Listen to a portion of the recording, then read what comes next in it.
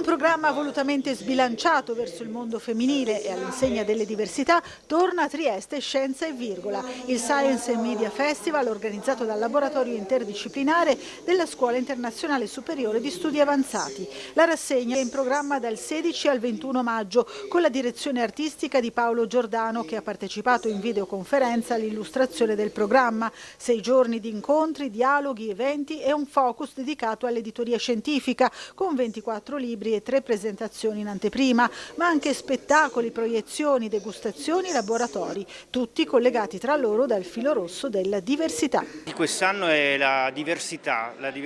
intesa come tanti punti di vista che discutono dei temi scientifici che sono più importanti per la contemporaneità, a partire dai cambiamenti climatici, l'intelligenza artificiale, ma anche le questioni legate alle tensioni geopolitiche, temi ricorrenti come quelle delle relazioni, la salute mentale, per cui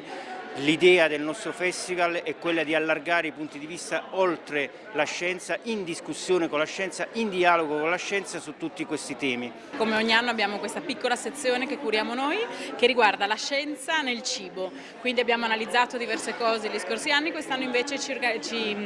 concentreremo sulla fisica nel caffè e poi invece parleremo di ambiente, biodiversità e del ruolo importantissimo delle api e quindi faremo una degustazione di miele. La Casa del Cinema incontra Scienza e Virgola ogni anno proponendo alcuni momenti di cinema che vanno proprio incontro ai grandi temi della scienza e dell'arte,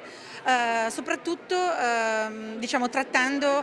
problemi caldi oggi come il cambiamento climatico. La scienza ha bisogno di interrogarsi su se stessa, ha sottolineato Giordano, di provare a fare autocritica. È una questione che vogliamo esplorare in questa edizione di Scienza e Virgola. Noi siamo strafelici di continuare a muoverci parallelamente alla crescita di Scienza e Virgola, anche partecipando a questa manifestazione. Come ogni anno cureremo un laboratorio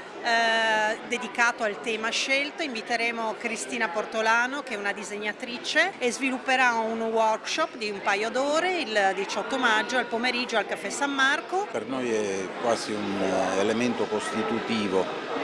la scienza e la manifestazione di Scienza e Virgola, perché ovviamente il Miela non è un semplice erogatore di intrattenimento, ma è un teatro impegnato su vari fronti e che comunque vuole sempre,